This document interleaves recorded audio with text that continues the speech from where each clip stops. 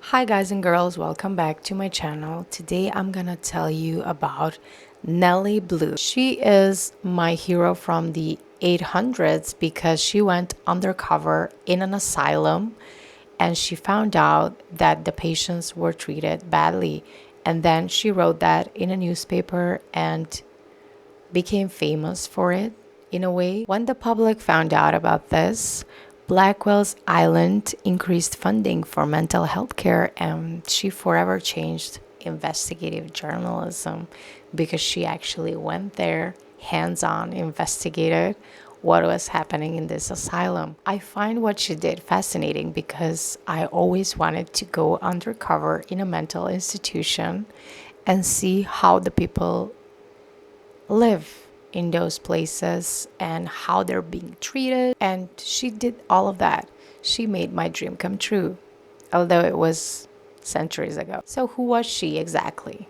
Elizabeth Cochrane, better known as Nellie Bly, was born in 1864 in a small Pennsylvania town. From a young age, she defied expectations. Her father died when she was only 6, leaving her family in financial hardship. Yet she developed a fierce curiosity and determination. As a teenager, she began writing, responding to an article that dismissed women's potential. Her words caught the attention of a newspaper editor, and soon she was crafting pieces under a fake name, challenging social norms and advocating for women's rights. By the age of 21, Bly was already making a name for herself as an investigative reporter. She went undercover to reveal the harsh realities faced by factory workers, disguising herself as a poor woman to expose dangerous working conditions. Her fearless reporting earned praise and also opposition from those who wanted to keep the truth hidden. But Bly was not satisfied with small stories. She wanted to tackle something no one else dared to. In 1887, she faced her greatest challenge yet: go undercover in a woman's mental institution on Blackwell's Island in New York to expose the brutality and neglect hidden behind its walls. Bly began her preparation carefully, so she prepared to act crazy, and she adopted a new identity, Nellie Brown, and practiced the behaviors that would convince authorities she was insane. She spoke to herself in public. I speak to myself in public. Does that mean I'm insane? She argued with imaginary foes. Same. She wandered the streets at odd hours. What? So this makes me a mad woman. Okay, good to know. And she also refused to sleep. If you don't get enough sleep, I think you start to hallucinate and you start behaving really crazy. Every gesture, every word was a rehearsal in deception, but also a tool for truth. Once ready, she checked into a boarding house for women. There, her act began to draw attention. She claimed she couldn't remember her name, recounted strange and disturbing stories, and unnerved the other boarders. The assistant matron, concerned by her erratic behavior, called the police.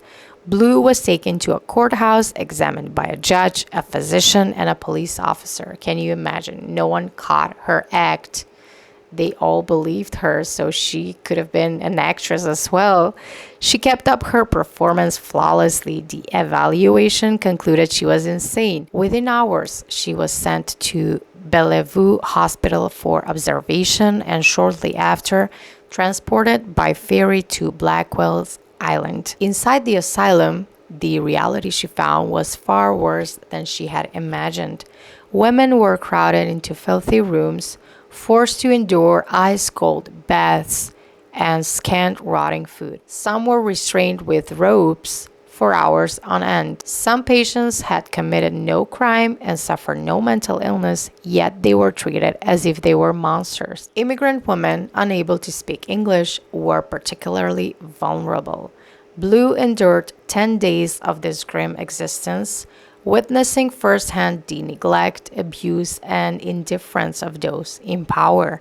She spoke to her fellow patients, recorded every detail, and stayed steadfast in her disguise. Each day, the horror she observed only strengthened her resolve. After 10 days, the New York World sent legal intervention to secure her release.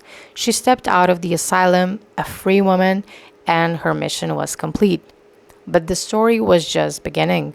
Her reports, published in a series of articles and later compiled as 10 Days in a Madhouse, caused a sensation. The public outcry forced reforms at Blackwell's Island, increased funding for mental health care, and forever changed investigative journalism. Nellie Bly had risked her own sanity to expose the truth, proving that sometimes to shine a light on darkness, you must step boldly into it yourself.